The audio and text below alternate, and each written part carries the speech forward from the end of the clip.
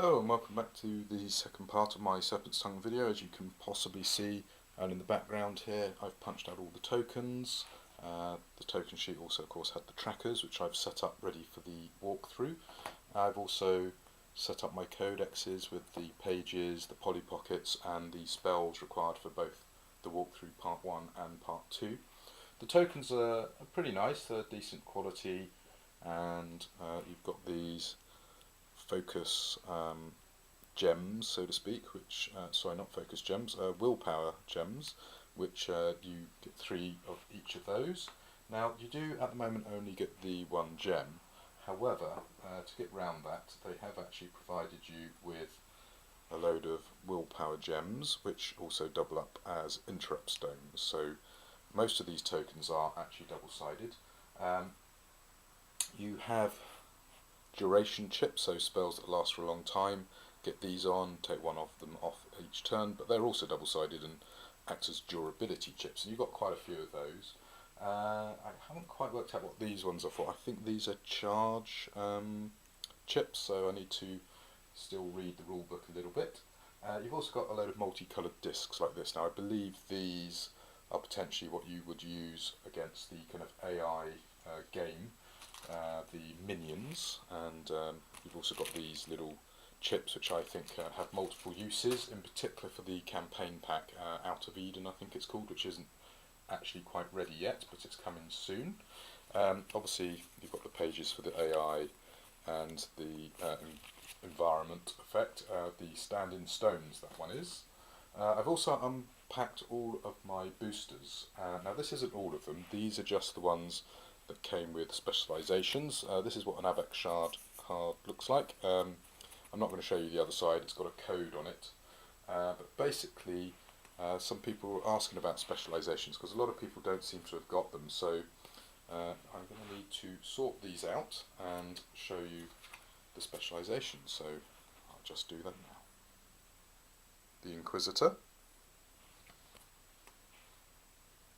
the Psych Warden. Now this booster was a little bit funky. I seem to get 2 hallucinatory decoys, but I also got 2 vampirisms, and the cards are all jumbled up back to front and upside down and all that stuff. However, quite a nice booster because I got the Riley technique. Now a lot of people don't seem to have got this one, so quite pleased to have got that. I won't be needing to trade for that one or cash in a Avakshar card. This is also interesting, Gillam Nazar. Now I saw a different version of this card with different artwork, so I'm not sure if they changed the artwork at the last moment. The Artificer. Yeah, this booster was particularly weird. I got the Death Touch card, which is quite nice, and Tempest Torn. However, this booster, if I remember correctly, yes, here you go, was very bizarrely mixed up. Sentient Core, 2 of them. And then 3 enemy withins, really? So yeah, the boosters I'm pretty pleased with. I got a nice mix of cards. However, unfortunately all of my artifact cards have a low quality picture. Now that hasn't affected my core set. So my core set cards, they've all got nice decent quality artwork on them. But my booster cards, the artifacts are low res, so a ticket will be going in about that, just so Unbound Games are aware of that and can take steps to get that corrected, and I believe they've got some plans in line for what to do. Now talking about rarity, all these core cards are referred to as core cards, and they have a little icon on them which you probably won't be able to see on the camera, but down in the bottom left hand corner here there's like a little chest, and that's a core card. In the boosters you get a different set of icons for common, uncommon and rare. So for example, here you go, this is a rare card which is known as Apocrypha, and it's got a little teeny cross symbol. The uncommon would have a kind of circular icon. As I say, I'm not sure you're going to be able to see it on camera, but give it a go. So you've got this little kind of circle with a triangle in, and then that's the kind of uncommon, and then the commons have this little kind of triangle icon. So you're going to get a mix of cards there, and hopefully you get a good selection. A lot of people have got lots of level 4 spells but no specializations. and then obviously I've been lucky to get a load of these specialisations. Talking of which, when I've set up the white and black Magi decks, I've actually put in the inner pocket the specialisation they recommend for walkthrough 2, so we're not going to be using those for walkthrough 1, because what I'm going to do, I'm going to quickly have a go at walkthrough 1. Now walkthrough 1 gets you to set up with 7 essence, and in the first turn you're assumed to have rolled a 7 for your resonance, so you end up with 3 resonance to actually cast your spells. Okay, so I've printed off this PDF, about 66 pages I think, 66 pages. It's well worth getting printed off, it helps walk you through the game step by step. So I'm not going to read out everything, and I'm not going to do all of it, I'm just going to give you a little taste of what it does. Now it talks about assembling your codex, setting up your spells, getting your trackers all ready to go, and then it has a nice little kind of bit of role playing introduction where you receive a letter and then they kind of get you to recall that you are a mage. It then talks about setting up a round, and the way the round is going to go is you're going to do the resonance roll. So you roll your dice. I happen to get a 10. Now if I rolled a 10 normally, that would be 5 resonance, which would be really good. However, it would also affect my harmony. It's like too much power for me to cope with. And harmony is this yellow dial here, and if that ever gets negative, you, instead of being in harmony, you end up in discord, and bad things can happen when the value of this gets to 7 or more, and 7 discord can end up with you effectively killing yourself, being ripped apart by the magical powers you're trying to channel through your body. So you don't need to worry about that in the walkthrough. So you have the resonance roll.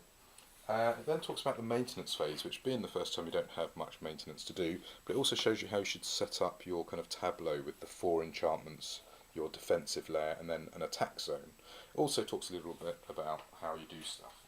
It then walks you through getting your spells prepared. So for example, the white Magi is recommended to get the Pillar of Earth and acidic matter. So there's acidic matter, so we're going to take that out of the pocket, and we're just going to simply plop it in front of the codex.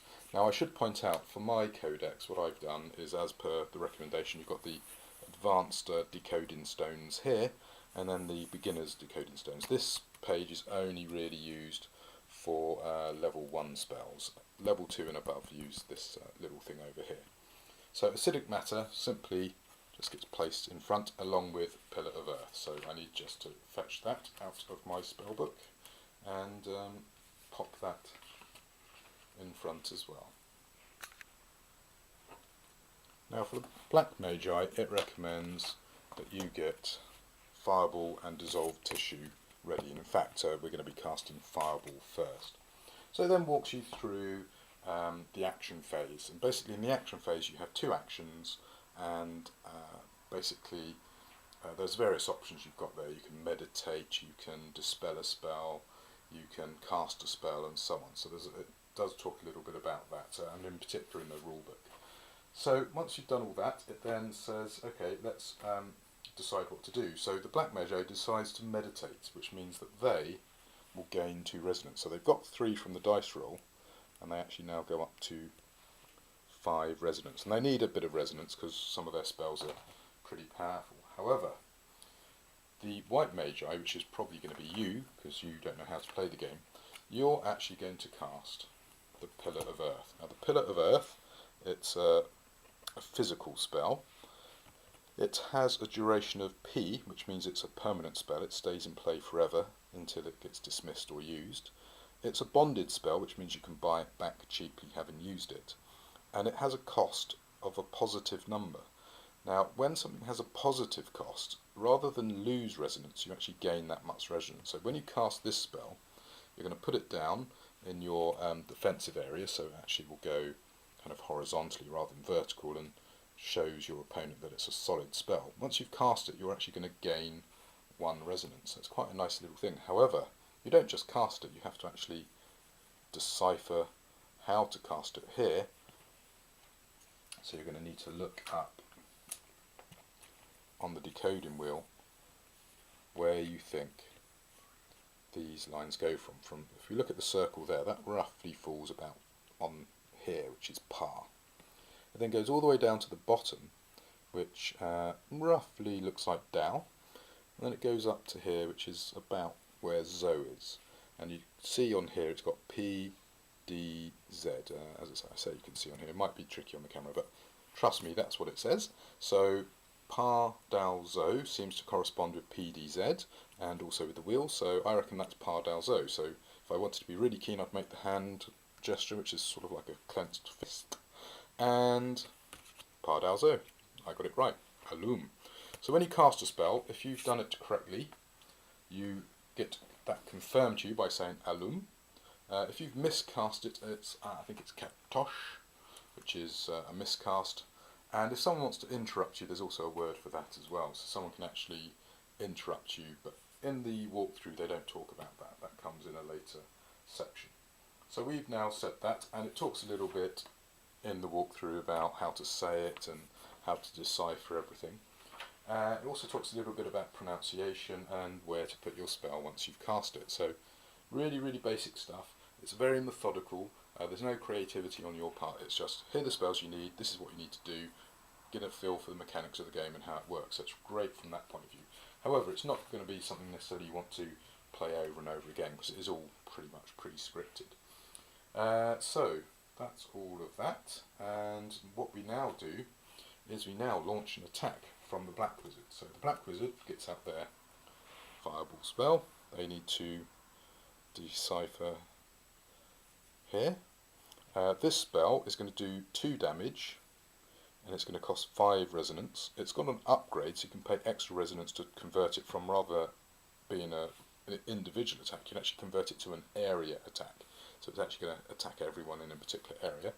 And as you can see, it's a totally different sphere. It's this blue icon rather than a red icon. And again, in the walkthrough, it does actually tell you what all these icons are. So you now need to work out how to cast this spell. Now, obviously, the Black Wizard is in theory going to be the better player who actually has read the rules and knows what they're doing. So they should be able to very quickly decipher this. So if you look on the card and then the diagram, it's Ki Ta Av. Ki Ta Av. Notice that's quite a different sound to Par Dao Zo. And that's what's also quite interesting. They've actually tweaked the language so the different colours have a different sort of sound to them. So Ki Ta Av, I think I said. There you go, Ki Ta Av, and you'll notice, because it's a slightly different type of spell, it's got this sort of hand gesture of the pointy finger with the thumb sticking out. So I've successfully cast that. I place it in your attack zone. Your Pillar of Earth has no defensive ability, it's just a component to be used for casting other spells. So I've cast that. I have to adjust my dial. Oh, went the wrong way, never mind. Right, so that's on 0. And you've now taken a load of damage. So rather than have 7 life, you're now all the way down to 2. So, sorry, you took 2 damage, not 5 damage, 2 damage. So you're down to 5 life. So beating you up. Now this doesn't have any permanent effects or anything, so this is discarded, so it's gone. However, you can buy it back later. So in theory, you only need 1 copy of Fireball and you just keep buying it back. However, that's going to cost you resonance. So that's not necessarily a good idea to keep just casting spells and losing them to then buy them back. You might be better off with a couple of spells. And it does talk about how in the codexes you can only have 27 spells and only, if I remember correctly, it's 5 level 3 and 2 level 4. I will need to look that up to be 100% certain on that. Okay, so once you've done that, so what you're now going to do is you're now going to cast as the White Magi your second spell, Acidic Matter. Now this has a duration of 2, so it's going to hang around for 2 turns. It's bonded, so you can buy it back cheaply. It's going to cause 1 damage each time it activates, and it's going to cost 3 resonance. However, it does have a requirement listed here, which is this little exclamation mark, and it's discard a matter component. So to cast this, you need to have a matter component. If only we had one. Well, we do. That's why we cast Pillar of Earth. This is a matter component spell, so we can discard this to play this. So we need to decipher this spell. So I'm going to give you a little bit of time to try and do that. So let's see, can you see that? Okay, so it's going to be a D, a V and an A. going to start at the bottom here, go up to here, just next to this little nodule here, and then up to here by that little nodule there. Okay, so if we try and get that on the page there, hopefully you can see that, so DVA. Okay, so you think you've deciphered that? Do you think you got it right? Yeah, I did. Okay, so I'm going to say what it says now. Dal vad av. Dal vad av. Alum. So, this is used, it's discarded, acidic matter goes into play, it gets 2 duration tokens on it. So let's just move it there, there you go, 2 duration tokens on it. It's going to cost me 3 resonance, so I need to, oops, keep going the wrong way on these dials. There you go, down to 1 resonance. And obviously there's been no counter spells or anything, so plink, 1 damage. So there you go, that's me damaged as the Black Wizard. And that is a turn because we've taken 2 actions. The Black Wizard meditated and then cast Fireball, and the White Wizard cast Pillar of Earth and Acidic Matter. 2 actions, turns over. You can choose to pass as one of your actions, and then if someone does something you can then do something else. That's not a problem. Where you can have an issue is if everyone passes, that's the end of the round and you don't get to do what you want to do. So that's round 1. I think we'll just do the second round and call it quits. I think there's actually 5 rounds in the game in total. So we now do another resonance roll. So we now roll the dice, and it's assumed here that we roll a 4, so we gain 2 resonance each. So 2 resonance for the Black Wizard, 2 resonance for the White Wizard. So the White Wizards now, or Magi I should call them, they're on 3 resonance. 3 beats 2. White Wizard therefore has initiative. So we've now got a maintenance phase that we need to worry about. So we need to check, is there a cost to keep our spell in play? Is there an effect when our spell being kept in play? And it then talks about which zones you start at. And now if I remember correctly, you start in the global zone, which is everyone in the game. Resolve all the spells in that area. You then come into the actual area for a team or an individual, and then you work your way inwards. So you basically start at the outside and work your way inwards. So this is in the attack zone of the Black Magi, so we would have triggered global effects first. So we need to remove a duration token because that needs to go. We've plinked for another 1 damage because that's the effect of that spell. Now, whenever a spell activates, it creates a little response window. So for example, this is about to activate, so I can respond to it, and then if I respond to it, that creates another response window where you can respond to my response, and you can get quite a deep chain of responses triggering off. And if you've ever played Magic the Gathering, it's very similar to that sort of concept, that you cast a spell, creates a little response window. Because you've now cast a spell, you've created your own little response window, and so on and so forth. And it talks a little bit about that in the walkthrough and definitely in the rules.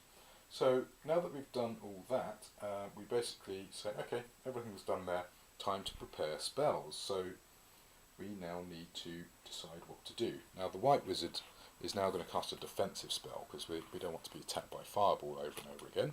So this time we're going to actually do Air Essence, which is a gas component spell, which is required for our Materia Binding of Malkuth. So we're going to get both of those out of our spell deck, and as you can see it reveals the lovely codex pages, and I guess there's some decoding to do here, some secret information maybe that might be useful to us, because Unbound Games are trying to do this augmented reality concept, so I'm looking forward to grokking what all these different codes mean. There's codes on the boxes, codes on the codexes, codes on the codex pages. It's going to be quite exciting to see what they do with that. Now, what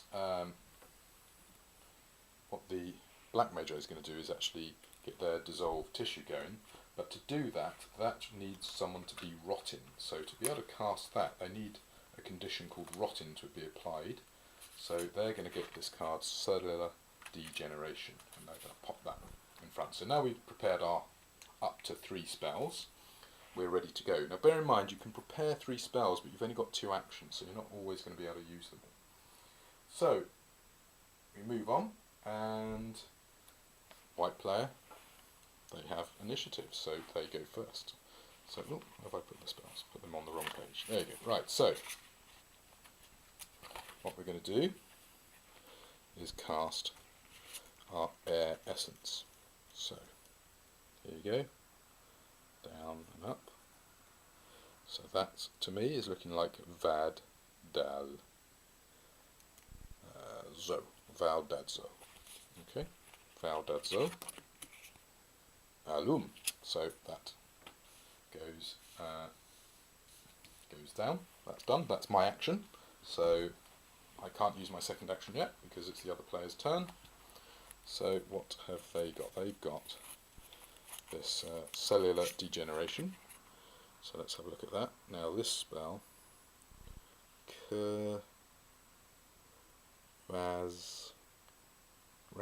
Kurvazrak, see? Yeah, Alum. So I've cast that. So that goes in my Black Wizard defense zone. So I need to twiddle this around a bit. Okay, so that's in mine. Now this has a duration of 3, so that's going to hang around for quite a bit. And that's actually an attack, so it needs to move. So that's an attack. Cellular degeneration. It's subtle, which allows you to bypass shields. It is also duration of 3. It's bonded. It's going to cause 1 damage. So, blink. And it costs me 3 resonance. So there you go. Down to hardly any left now. And that is that. So it's back now to you with your shielded spell. So you're going to cast that one. So there's the casting, and there's the little diagram that you need to use to decipher things with. And basically it's a V, P and a D. So I reckon it's going to be Vad, Pa, and Dal. Vad, Pa, Dal. Yep, it is Alum. So when I cast that again, that's requires a gas component to be discarded, so that's gone. I've now got a shield that protects me against green, red and blue effects. It also has a duration of 3, so instead of putting has durability of 3. So instead of putting duration on, I put these red tokens on for durability. So this spell will hang around until all 3 of these chips have gone, and that's going to cost me 2 resonance. So I'm getting pretty low on resonance as well, so we're getting a bit tapped out now. Not got much resonance left. And that's how basically the game goes, and I think that should be enough to give you an idea of how it works. So it's very simple. You cast your spells, you place them in the correct position, you put your chips on. What's going to be difficult is the actual casting of the spells, because you've got to get your head around how to pronounce the words and deciphering this little cipher wheel here, and to work out that these are the words you're going to say. And then of course when you get a bit more advanced, doing the hand gesture, and in addition some spells not only require a hand gesture but they require a motion. So you know, if you've got a spell like that, maybe you've got to do a little swivelly circle rather than just do a static symbol. I think if it's the sort of game where you're going to like getting into the role-playing side, you're going to really enjoy it. If you find that a little bit uncomfortable, maybe your enjoyment will be a little bit diminished. I really enjoy it. I look forward to getting much better at it and being able to play the game. Okay, well I think that's enough of the walkthrough. It gives you a bit of an idea. I haven't done any of the role-playing bits where it talks about, you know, you're a mage, you're awakened to power and you need to do this and that. It's quite interesting. Some people might not like it, but I enjoy it. I particularly like the kind of role-playing aspect it's got there. The game looks pretty solid, and as I say, it's a great resource for role players or LARPers as well. You know, I cast Fireball. Well, rather than just say I cast Fireball, I will cast my mystical ball of flame, Fireball, and say the words, and away you go. So, great. The game looks pretty solid, as I say. It's got some nice little chess aspects to it, I guess. And what I'm really looking forward to is actually getting my head around the rules and the PvE stuff, so the minion and the sacred sites. Looking forward to getting a play of those, which will help solidify the rules in my head and also enable me to feel confident to go down the game club and have a really great game with a couple of people down there who will probably give this a go. I think they might enjoy aspects of it. So my recommendation is you should definitely check out the game. It's a little bit hard to get hold of in distribution right now, although you can order it directly from Unbound Games. There have been a couple of little production snafus, but nothing really seriously show-stopping in my opinion, and the guys are really apologetic about it and doing their best to get that all sorted for us. So I think it could have a great future as a game. I don't think it's going to be mass appeal because because of the context of what's in the game, it's not going to appeal to everyone in maybe the same way as Magic is. But I think it's going to find a very strong and loyal base of followers. So until the next video, I hope you have some great games. Cheers.